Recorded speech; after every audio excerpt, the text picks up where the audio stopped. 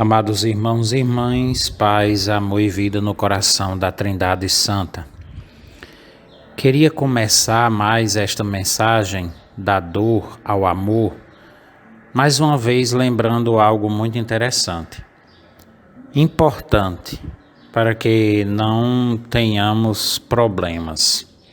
Padre Rômulo não está fazendo psicologia. Evidentemente, como já repeti várias vezes, eu dou uma olhada na psicologia, mas eu estou fazendo espiritualidade.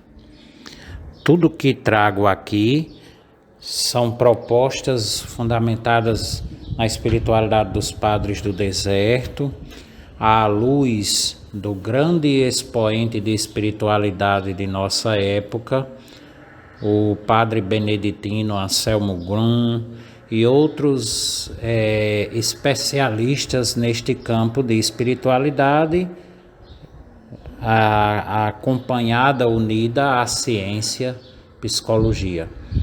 Amadeo Tietini, italiano, Inácio Larrañaga, espanhol, e a doutora Sheila, canadense, e tantos outros, Henri Nouwen, holandês.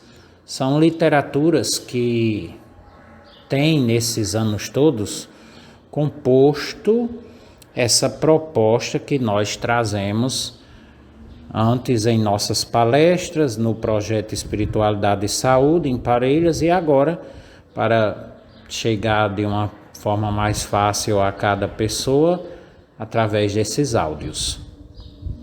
Então, é muito importante a gente deixar claro isso para que não aconteçam interpretações erradas. Eu sou um padre católico, mas não venho aqui falar de doutrina, de religião A, de religião B, nem fazer críticas, nem fazer psicologismos. Eu venho falar de espiritualidade e da grande tradição de santos e santas da igreja, como a grande santa Idelgarda, uma mulher extraordinária da Idade Média que fora médica, religiosa, mística. Então é nisto que eu me baseio. Muito bem, partamos.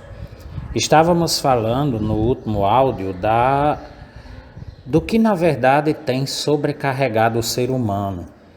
E daí, numa perspectiva espiritual, nós vemos o início de tantas depressões, de tantas ansiedades, de tantas angústias. A psicologia diz que nós somos seres unitivos, psicossomáticos, ou seja, aquilo que nos atinge aqui, não é? Se somatiza em nós, porque nós somos um todo. Até na filosofia e na antropologia cristã, o ser humano não é um envelope onde dentro tem uma alma como se fosse uma carta, que na verdade usa o envelope, mas não tem nada a ver com ela. Essa não é a visão antropológica e filosófica cristã do ser humano. Nós somos um todo, alma, corpo, psique, há um todo. E se uma dimensão está ferida, as outras sofrem também junto. É tão bonito lá na primeira carta aos Coríntios, quando o apóstolo Paulo faz-nos uma teologia do corpo. É muito interessante. E Paulo está usando a imagem do corpo para falar da igreja. Mas na medicina é assim, se nosso coração para, todo o resto morre. Se o nosso estômago adoece, todo o corpo sofre. Então, o ser humano é um todo. Um dos erros que a pós-modernidade tem cometido é desvalorizar a dimensão espiritual do ser humano. Quando nós não desenvolvemos a nossa dimensão espiritual, o resto também sofre. Porque a espiritualidade é uma dimensão, é uma parte constitutiva fundamental da pessoa humana. Nós somos seres religiosos.